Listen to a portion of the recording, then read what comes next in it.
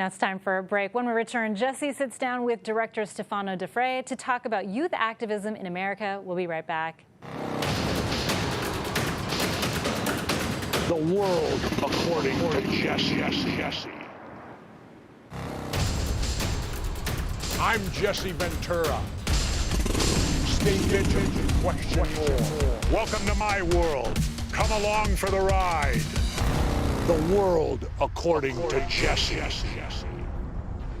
The Day I Had to Grow Up is a new documentary about youth activism in America.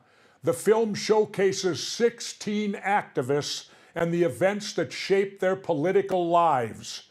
Joining me now is the director, Stefano. Stefano, what inspired you to make a documentary about youth activism in America? On February 14th, 2018, the Parkland shooting, I would say, was the first sort of beginning. There was a series of different events, obviously, but that was really the real beginning when I felt like it was a watershed moment in a generation that kids that I hadn't experienced that type of violence that was at school. I was curious about different types of activists that were happening at different points. I saw the Parkland happened, and I got to meet some kids that were involved in the Sunrise Movement with climate change and climate justice reforms. And I started to see this wave of activism in this generation that was way more politically active than I was, 10 or 15 years ago. And they obviously felt in their environment that they were living in conditions, whether it was high student debt crisis, whether it was the climate crisis, whether it was school shootings, that for them felt insurmountable. Now, how old were the activists you interviewed, and what kinds of policies or issues were they trying to change? They were all 17 and 18 years old. There was nobody older than 18 years old. Every single one of them had different specific issues. One girl in specific, Sarah Salyani, talked about student debt crisis and also having to do with how public schools are funded. Getting involved at such a young age and seeing sort of how she moved around in her own personal life to see how public schools were funded very differently depending on what zip code you lived in. Well, can you give us some examples of ways they've participated as activists? Did they organize marches or speak at Congress or anything like that? Congressional hearings?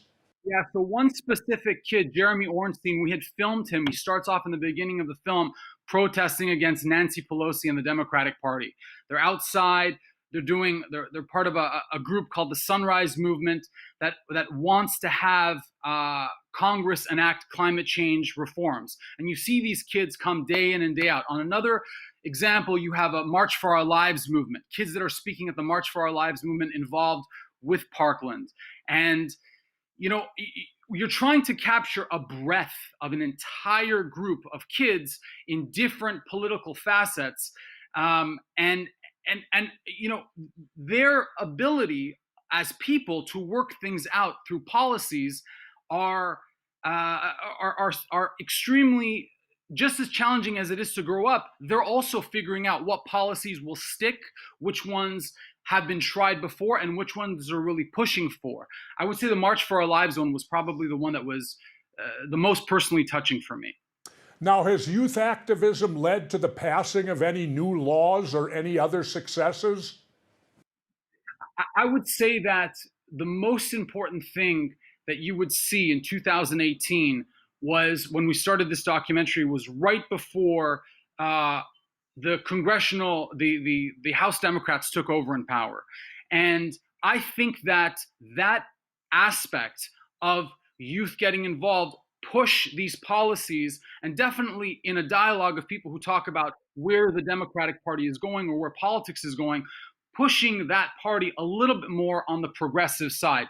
That has an impact. That definitively has an impact on sort of the greater majority.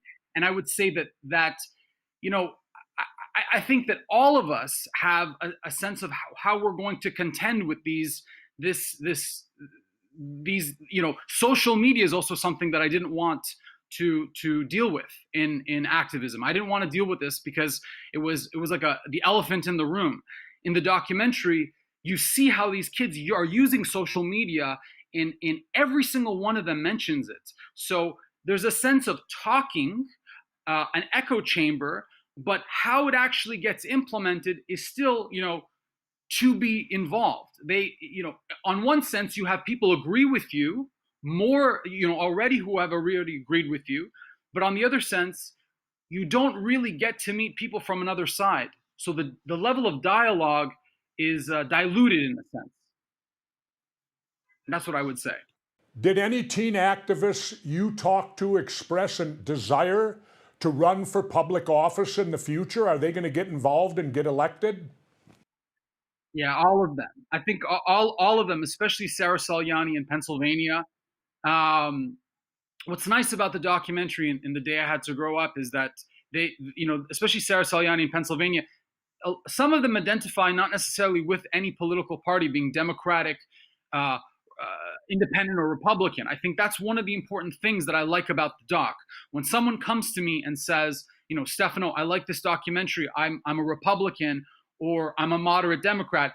That means a lot to me. And I think that those kids are all very different. They all want to run for political office. They all have different specific points of view. But Sarah Salyani in specific, in the state of Pennsylvania, would be somebody who is very interested in that. And especially, I would say, Violet Kopp in Brooklyn. On the municipal level, they all have an understanding that the municipal level has a big impact into sort of the general national narrative, which is sort of what we're that's thrust upon us sort of in this, in the world of political spin. Right. Now, youth activism seems to be rising, of course. Young people have participated in protests against racism, police brutality this year. They've also led climate strikes inspired by activist Greta Thunberg. Why do you think young people are taking action now when they haven't in the past? Why now are they rising up? I think that for them, they feel that there's an environment that is almost unsurmountable. It's either whether it's the perception of that it's unsurmountable, whether it's or whether it's actually the case. But there's a confluence of things that are happening where they feel that the world that they're inheriting is not a world that they can do well in. Again, I want to bring up student debt. You tell kids that college is not important, and they come out with $200,000 worth of debt. You can't help but see kids. Speaking about Greta, kids in California who are getting schools shut down because of constant wildfires every year, over and over again. You don't have to be a political person, and I think that's the point of showing these vignette stories, that these are just these are kids who got involved in politics out of necessity. I would say that's the reason. They're seeing an environment that for them it seems insurmountable, and they need to do something to speak up. Now, aside from... I also want to say one more thing, Jesse. Sure. Yeah, I just want to say one thing that one of the things I realize about I'm less idealistic than some of the younger kids, but one of the things that youth has is that it presents a point in time where kids can sort of see the pain of the world, but also the possibilities. They come at the intersection of criticality and hope. So they see the world's possibility, but they also see the world's pain, and that's an interesting part that I think I also learned to come back to a little bit of my idealism when I was in the documentary, working on it for 2 years. Now, aside from marching in the streets on a particular day or posting on social media, what does the future hold for young activists? Are they organized? Do you think we'll finally see more people, young people, voting than ever before? Well, we saw a lot of young people voting in this last election, so I would say yes to number one. And number two, on the municipal level, we have to talk about the municipal level. These, getting involved, as governor of Minnesota, it's not sexy to do policies. Policy work is not an attractive thing. It's gridlock. It's a lot of it's a lot of negotiating. And these kids that I spoke to, all of them that are in the documentary are aware of that. That's the other side that's unseen of activism, that is the necessity. It's the glue. And I think that all the young activists in the documentary all have that thread inside. Now, before we go, we're running short on time. What can we learn from the spirit and tenacity of young activists? Well, we can learn that dialogue is extremely important, and that these kids are not as uninformed as we think, right? That they're experiencing the world, and they're going to be here. They're going to be the next generation pushing up, whether we like it or not.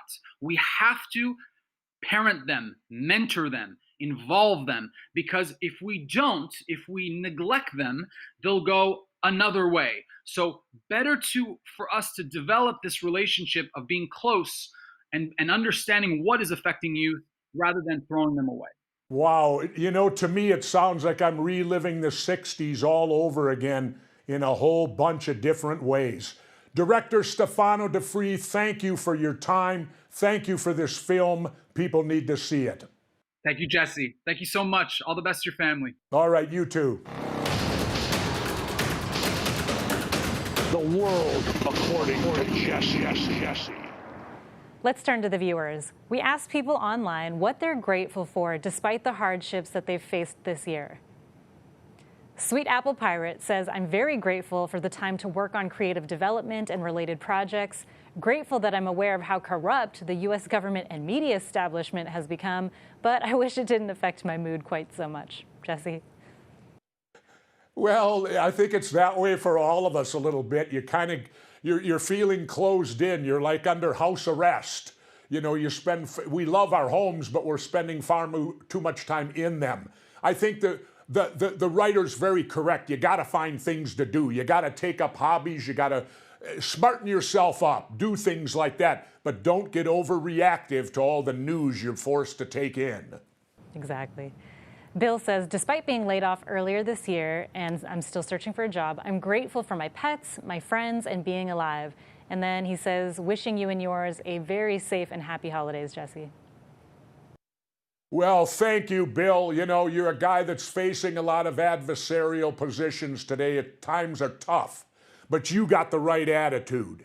You got the right attitude, because love will bring us through this thing. It really and truly will. Keep that attitude up. Good luck to you and your family and loved ones, and happy holidays to everyone out there. Keep your chin up and keep the fight going. Happy holidays, everyone. Thanks for watching. Send us your comments on Facebook and Twitter for a chance to be featured next week. As always, we're going to be back with more stories ignored by the corporate media. And remember, when the government lies, the truth, yes indeed, becomes a traitor. Wear your mask. Social distance. The world according to Jesse.